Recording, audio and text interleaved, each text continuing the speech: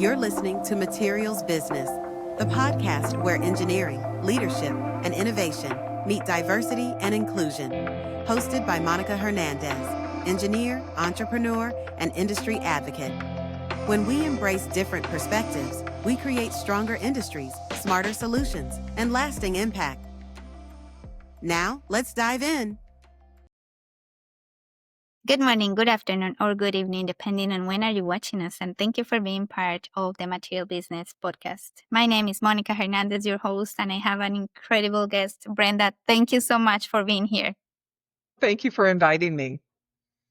So Brenda has a really cool story to share with us, and it has to be with changing something that was set up and then moving industries and creating something amazing that for majority of my work life I've struggled with, and now we have solutions. So I'm very, very excited to talk about all that with Brenda, with you guys today. Brenda, tell us a little bit about yourself. I am a retired union carpenter. I did that for 26 years. I have also been a model since I was 19 years old. And I still model today, so I'm now considered a senior model. So cool. Yeah, I don't do as much fashion as I used to, but I sure do a lot of medications. It's really interesting being a senior model. And I also being forced into retirement with the pandemic because I worked in the trade show industry, and we were one of the first industries to shut down because it's where people travel to, right? To the convention center. So I ended up starting my clothing company, God Street Blues, because I was retired and I wasn't ready to sit down. And so I kind of looked at my husband and said, okay, now what do I do? He said, you're going to start that company you've been talking about for years. And I literally started thinking about God Street Blues it was late 1994, early 95. I started my carpentry career in April of 94. I was 34 years old. And it came about because I was doing trade show modeling where you're greeting people coming into an exhibit and all that kind of stuff, or you're serving them something like Coca-Cola I worked for a few times. So I'm serving you sodas and all that stuff. And it ended up, I met a gentleman. I started working for Anheuser-Busch, and I met a gentleman named Larry Cooper. And Larry and I just kind of became fast friends. We were chatting one day in the booth. It was kind of slow. And I started telling him how the booth was put together. And he's looking at me like, who is this woman? He said, how do you know that? I said, because I'm looking at it. It's just mechanical made sense to me. So it's one of those things that I could tell you certain things just by looking at something. I just kind of had that vision of seeing stuff. And so he was like, okay. So then I started traveling the country with Anheuser-Busch as a permanent trade show model. And then I got sick, having a woman's issue, had to have some surgery, and didn't have insurance. Let's be clear. Modeling does not pay insurance. That's kind of it's a great job when you can get it, when you get those bookings, but you're not covered, financially when something happens. So I had the surgery. I had to take out a loan for this surgery. My mother came up to take care of me. Love those mothers to come take care of you, but man, they turn you back into that 12-year-old kid. Yeah. When they tell you something, you're like, okay. So my mom was sitting at my desk. I was in a small 1-bedroom apartment at the time. I'm on the couch. We're watching TV and chatting. The phone rings. She picks it up because I was going to go get the phone. She's like, I got it. And I hear her saying, yeah, okay. Yeah, she can do that. Yeah, no problem. She'll do that. Okay.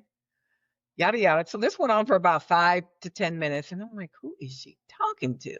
So she hangs up the phone and I said, well, Mom, who was that? She said, oh, that was your friend Larry Cooper. I said, okay. So what's going on? She said, oh, you're going to be a carpenter. Decided. It decided. It was done. And so I turned into that 12-year-old girl and said, okay. So, and it really didn't, it shouldn't have surprised me It did, but it shouldn't have, because I have been wheeling around my brother's red Tonka dump truck for years in gardens that my mother had, carrying dirt from one end of the garden to the other, bulbs, everything. I always had a construction site in her side garden that was absolutely beautiful and big, but I could be out there for hours with that thing. I would just beat him up and take it because he was smaller than me at the time. And I stayed in the garden. I got a plastic conveyor belt that she bought me when I went to the grocery store with her. We all could go to the grocery store once a week. So she would rotate her children, and we would be the ones going through the aisles getting stuff for her. So she kind of stayed at the front of the store. Go get this, and then we go get it. So then we got a toy. So whatever you wanted, you could get. And I picked a conveyor belt. So I guess to my mother, it didn't surprise her. And my mother was a very, very good handy woman. Today she would be called a DIYer. But my mother could strip some wood and refinish it. She did the floor, she did the woodwork, she painted, she patched plaster, not drywall. We had plaster in our house. She knew how to patch plaster. She could change a light fixture with no problem, an outlet. My mother was amazing. She painted the outside of our house. I actually have pictures of her up on the ladder, this huge extension ladder, painting our house. And she showed my father how to paint because he was terrible. He was a factory worker. He was a UAW worker at Ford. He had, like 10 thumbs. So she told me I was going to be a carpenter, and that's what happened. I ended up, once I went through my recovery period, I went over to the union hall. You can either go through the apprentice program, or if someone is willing to work you and train you, you can get in that way. So I went in that way. So I signed up, I paid my initiation dues and all that stuff, and started working at McCormick Place. And it was April of 94. It was one of the big food shows. It was either FMI or the restaurant that came in. And I walk in, and it was kind of funny when I think about it. I had on a pair of fashion overalls. They weren't work overalls, and a little white t-shirt. And I had my hair tied up and curls, and I had a red bandana around it with this tiny, teeny pink toolbox. Like Tinker Toys inside. I mean, 'cause I didn't know what I was doing. Right. And gym shoes, and I get to the booth, and then it became this big deal that this woman was on this booth, and she wasn't too bad looking. And so it became a thing. And next thing I know, all these guys are riding around the booth on scooters, coming to check me out, whatever stuff. And so Larry, being the great guy that he was, he realized, okay, this is starting to get out of hand. So he stopped the booth, told all the guys who I was, why I was there, what's going to happen, was not going to happen. So he calmed everything down, and we got to work. And so it was an interesting, I have to say, it was an interesting first day, and it was an interesting first year of trying to maneuver a job with 99.9% men on it. There were no other women in the Carpenters Union that was there. It was just me. That was it. I mean, even the electricians had women. They didn't have a lot, but they had some. And so it was just me trying to guide my way through the whole industry. And that went on for 26 years. But in the first 5 years, I was offered to go into the Carpenter's shop in McCormick Place Convention Center. And at the time, they had 2 buildings and was building the 3rd building when in the early 90s. So every building has its own shop of plumbers, carpenters, electricians, all that. So I was offered to work in the building because they needed help. So I went in, I did that. I learned how to make cabinets. I am like the queen of lamination. I am really good at that. So I can make you cabinets and counters and all that wonderful stuff. Worked on every door in McCormick Place. I can, change handles, all that stuff, and hinges, and these are big, heavy steel doors. And so it was nice, but what I didn't like was the kind of 9 to 5 thing. I was just one of those creative people that like to have her time. So I went back to the show floor. I was just comfortable on the show floor. And you float around, you do these different jobs. Every day was different. You got to see what you did that day. It was great. Then I ended up going to um, one company and I started traveling with them. So I went around the country with this company. It was great. I enjoyed it. And when the show ran, so once you got the show up, you could take off. So you had, anywhere from 3 to 4 days off, and then you would come back to take the show out, right? After we build all these exhibits, then we had to take them all down. So it could take us anywhere, depending on the size of the show, 3 to 7 days to set up. Working very long hours, you worked a lot, then you had this break, and then you would come back and take it down within 2 days. Had to be gone because the next show was coming in. And the first time I did a show, I really didn't think it was going to open. I'm like, we're never going to get this ready for showtime. And they're like, oh, we do this all the time. No problem. Chicago has never missed one opening ever in its history of trade shows. So it's pretty amazing. It's a very, as they like to call it, it's controlled chaos while you're putting it in. So it was fun and I enjoyed it. And I kind of didn't mind being the only woman for a while. There was I had some problems. Don't get me wrong. There was guys who didn't want me there. There were other guys who thought, oh, let me say these, harassing things to her. So don't think I didn't get it. I did. The issue is once I got comfortable enough, I'm a tall woman. I'm 5'10". I have broad shoulders and I do have a trash mouth. Learned it from my mom. Well, there's things that come out of my mouth that even surprise my mother. So in my defense, when those things happened, I figured if I start crying, they're going to run all over me, right?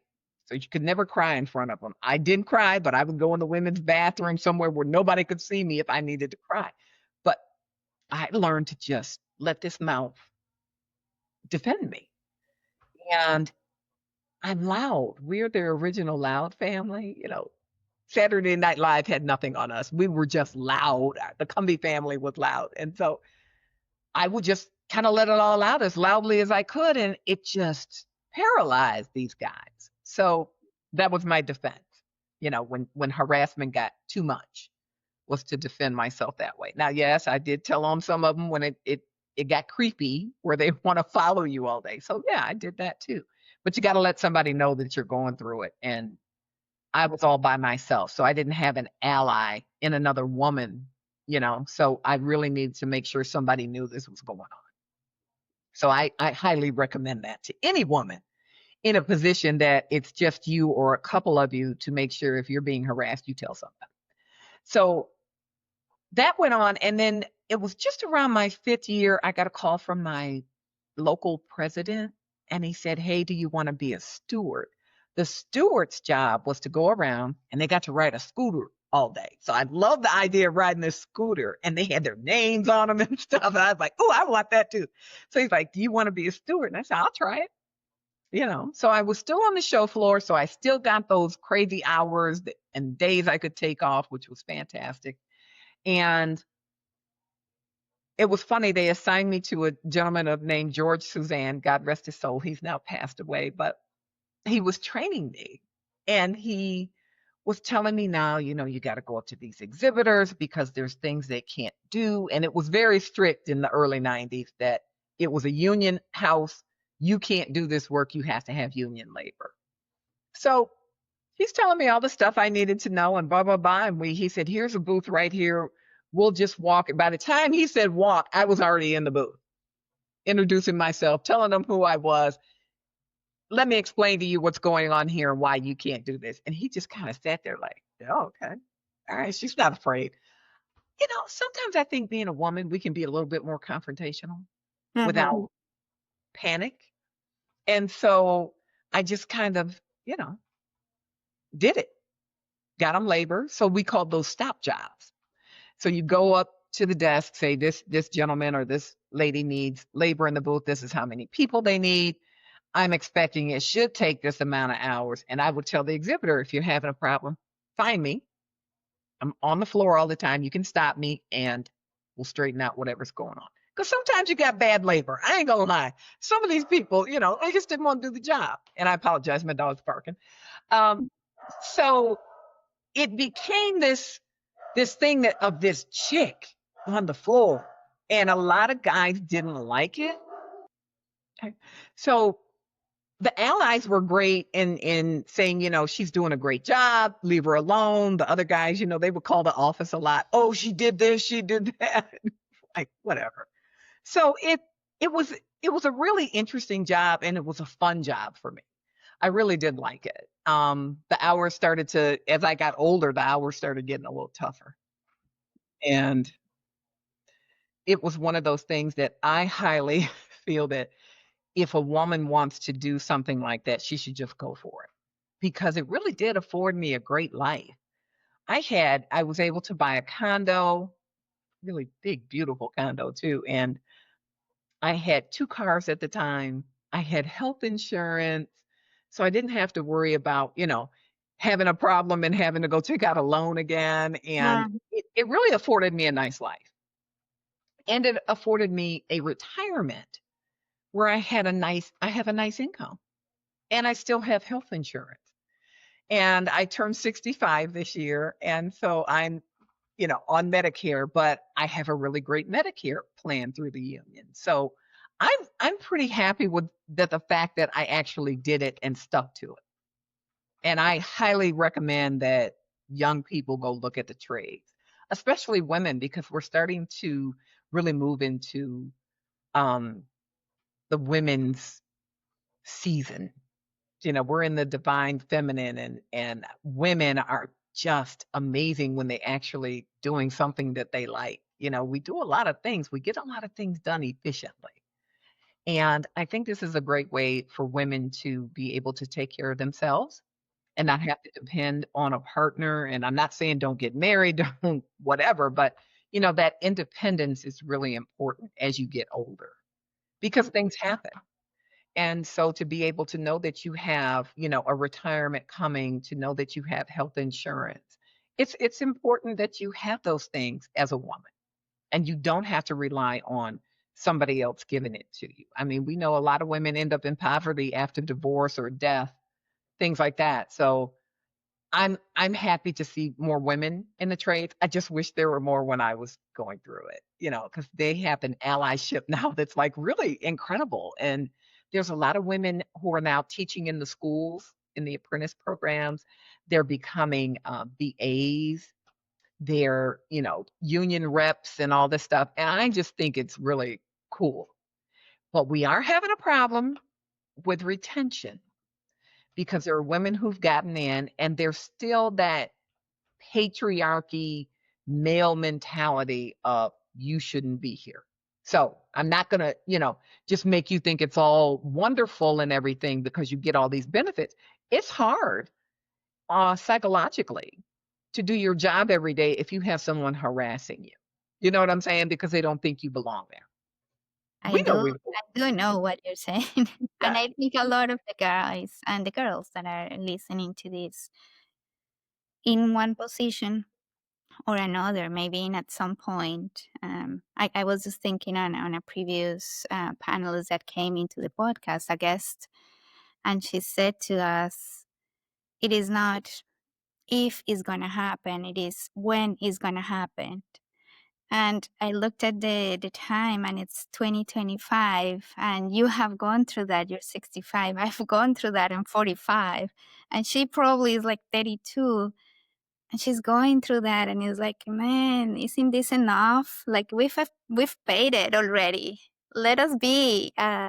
We do belong here. And then there is the other side of the coin, where we have amazing allies that speak about us in rooms where we are not, that lift us and then say, hey, Monica is doing an awesome job with her team. And then we are given opportunities by people that really are in the other spectrum. So I think maybe before it was most of them were here, like between here and here. Now the separation is bigger, and then you have the allies that want you, because we understand that it's just business sense. Yes. If we have more diverse ideas and diverse solutions, like every study shows that your team performs just better. Exactly. So it's nonsense. It's just business uh, perspective, and it's so you have those, and then you have still the ones that can get past that mental, I don't know, load that says it shouldn't be. But we are showing that it can be. So it is. I agree with you, but it's thanks to people like you that Right. gone and said, "You don't want me here? Well, I don't care. I belong here, And and that's I'm it. You gonna just make have it, to do and it. I'm gonna open the doors for others." And then here comes my generation, and then we are doing the same. And then so my hope is that probably my child or the children of them have a better society where we don't have to fight for something that we've already earned. Absolutely. Absolutely. And I agree with you. And I'm happy to know that there were a lot of women that came behind me, and there's women coming behind them. And there's 1.4 million women in construction, and they're all not sitting in the office. There's a lot of women that are out on the job site, right? And where I came in with Gop Street Blues is that they're on the job site, but they're not safe because of the clothing that they're wearing. I had a hard time finding something to wear, and I did the whole gamut like most women. We go to the men's clothing because they had construction clothes, and we know they didn't fit right. If they fit my hips, they didn't fit my waist. They were real Mhm. big, right? If they fit my waist, I was never going to get them up on my hips. So, and usually the crotch was down to my knees. The pants were so long, I was stepping on them. And I tell this story all the time about me and this 16-foot ladder. It was a cold day. I had on my coveralls. I took the jacket off because I was layered up really good on top, and I had these thermal coveralls on, and I stepped down the ladder and stepped on the pant. So I started to go backwards, and I'm like, oh no, I ain't doing that. So I grabbed the ladder. Next thing I know, I'm starting to tumble, and I'm just scratching at the ladder. And I tell everybody, I'm sure I look like a cat trying to hang on for dear life. And so it was like, oh my God, this is ridiculous. That was kind of the last straw for me because I had the shirts that didn't fit right, the pants that would tear up and all this. It was just ridiculous. So I came up with this concept of making women's clothing. And part of that was the whole modeling thing because I learned about fabrics and fit and all that stuff from a friend of mine who was a designer. And I said, I'll kill myself out here, right? Other women were complaining, or once I got further into the career, it was like, hey, do you know where to buy any work pants? Do you know where to buy a shirt? Do you know where? Just, we ended up with just regular clothes on. And so I said, yeah, let's do this. But because of the nature of my job and the hours that I worked, it got put on the burner. It just stayed there for, oh God, over 20 years. It was just sitting there. My girlfriend came up with the name Gott Street, and I added blues for like, blue collar worker or blue jeans. And it was, she lived on Gott Street, so we thought it was kind of cool that we could honor Gott Street because we were on, at her house all the time. And it was this need. And I think most ideas come out of need, right? Most Right. products that we use come out of need. And women needed something to wear. So, it was nice that my husband reminded me, hey, this is what you can do next, right? Just not as easy as I thought it was going to be. So I designed these pants. I get all the name down. I had a, logo made and got everything registered, did all the legal work, and then I got stuck because I was like, I don't know what to do next. And it just so happens that during the pandemic, I started trading stocks. And this young lady reached out to me named Sheila Strickland.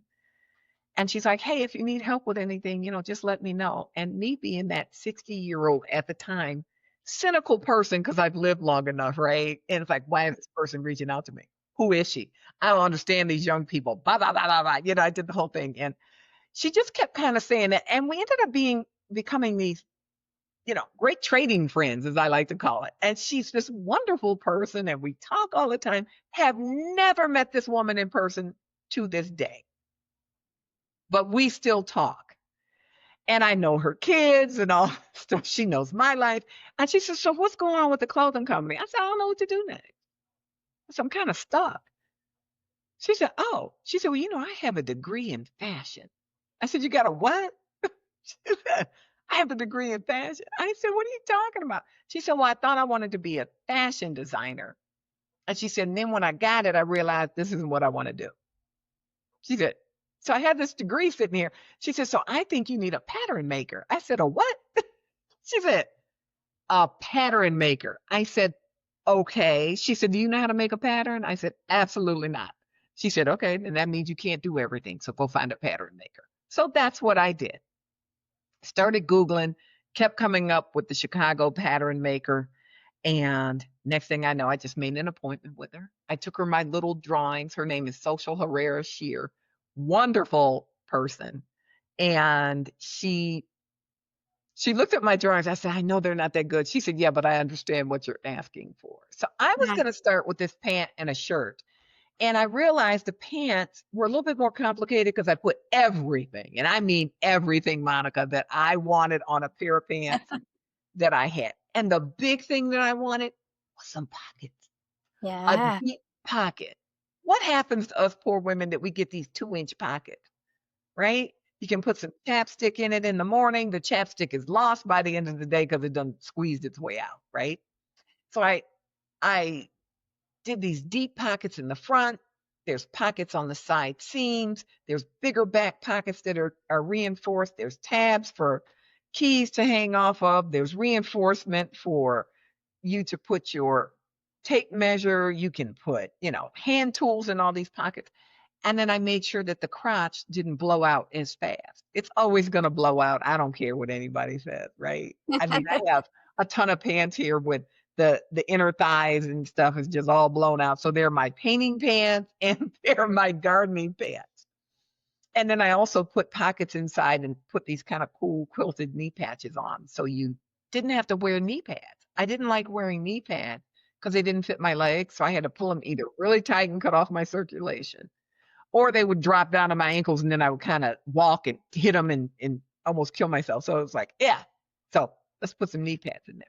So they're turning out to be a little complicated for people to make here. And I want to make everything in the US because I'm just a union member through and through. My dad was UAW, so I grew up in a union household. I was union, so it's like, let's see if we can make them here.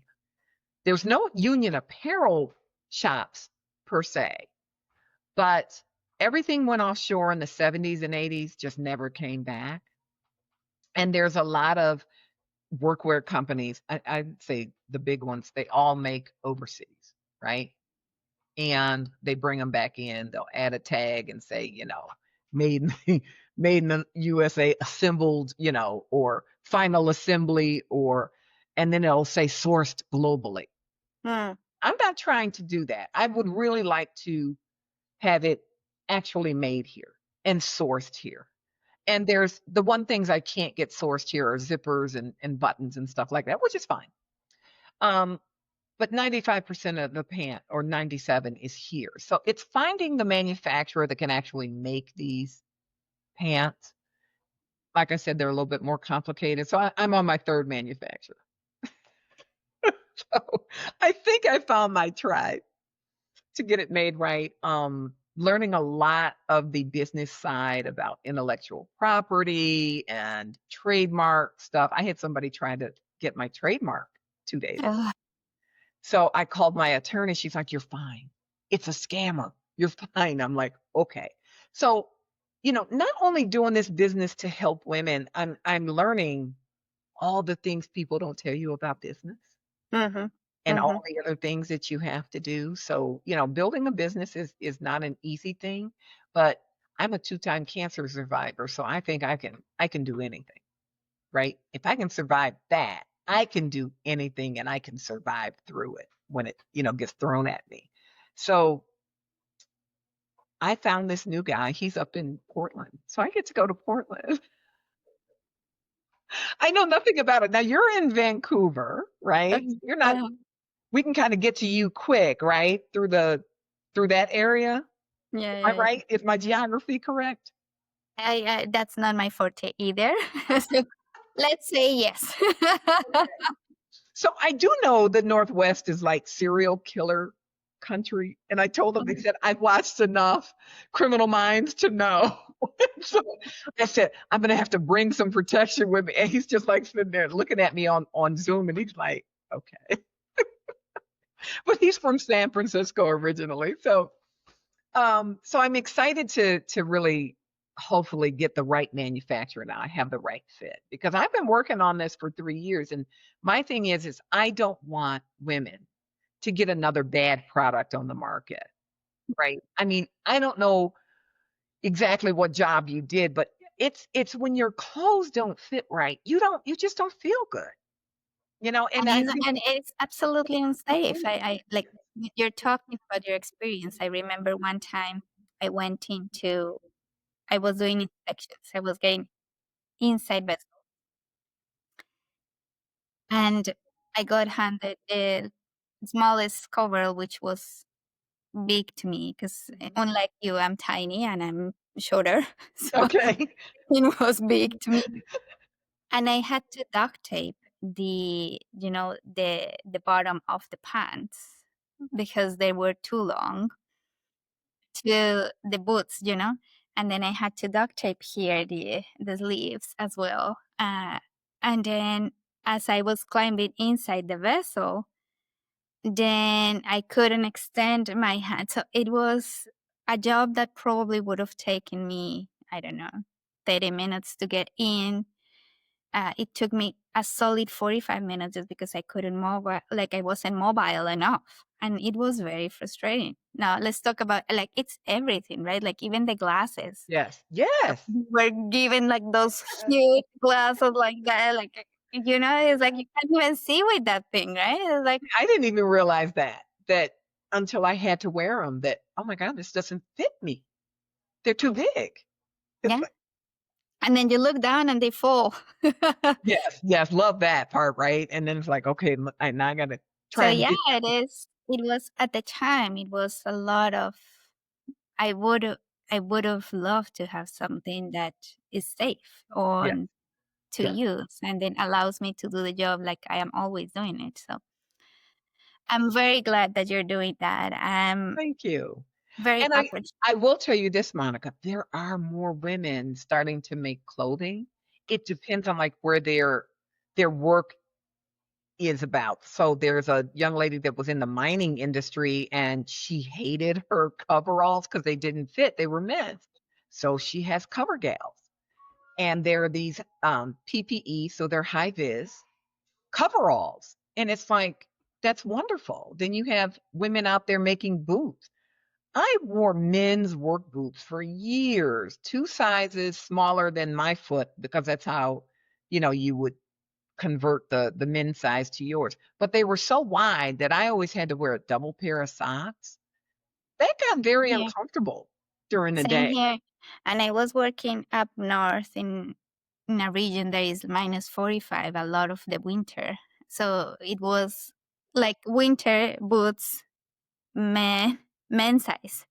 Try to fit that into your feet. Like I did my workouts. My gosh.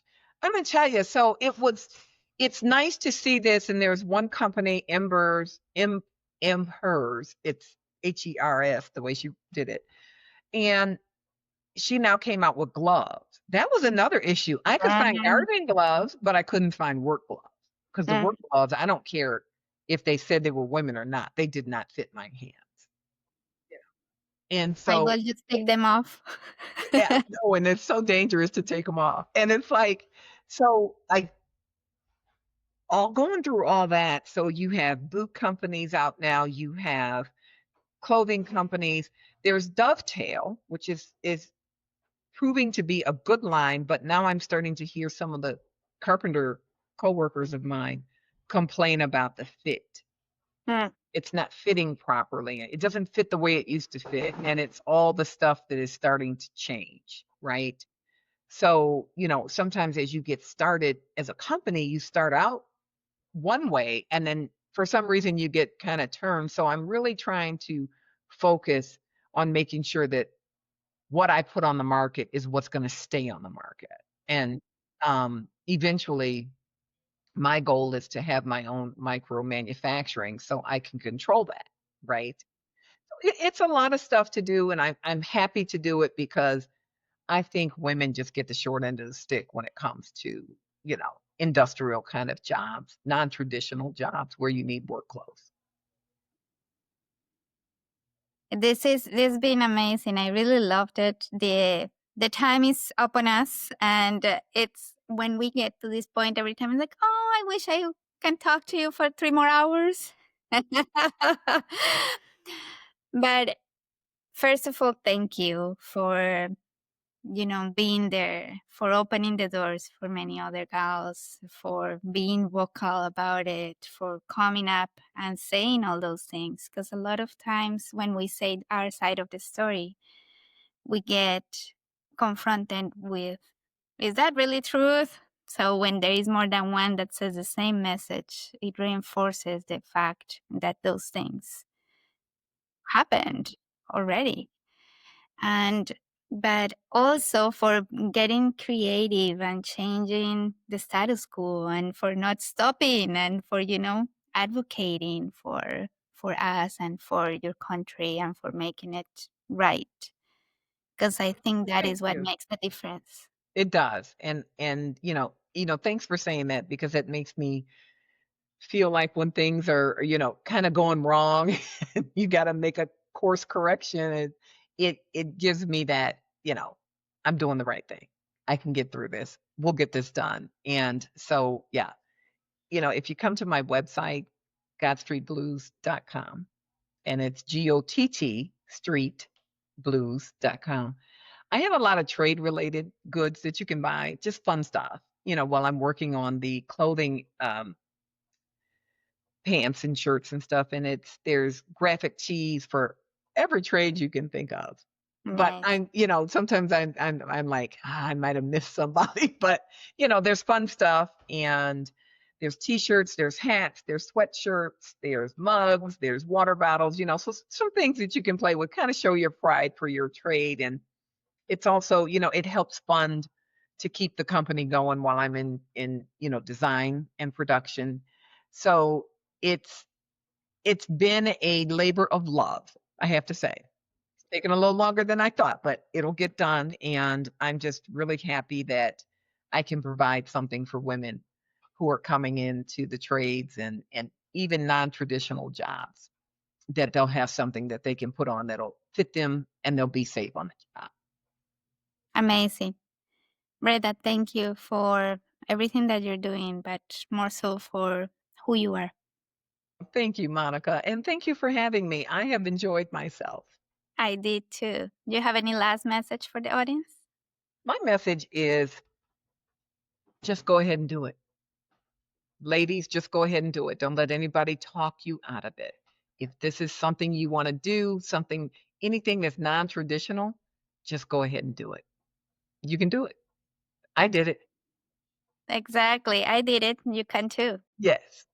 Amazing. Well, to all the audience, thank you so much for being here. If you share this episode with your people that you think you will, enjoy the episode, we'll be very appreciative. And we'll come with another super interesting guest in the next session. Thank you. Thanks. Have a great one. You too. Thanks for listening to the Materials Business Podcast. Feel free to visit infinitygrowth.ca to see show notes and explore other episodes. If there's someone you think should hear this episode, please share with them. Take care of yourself and have a great rest of your day.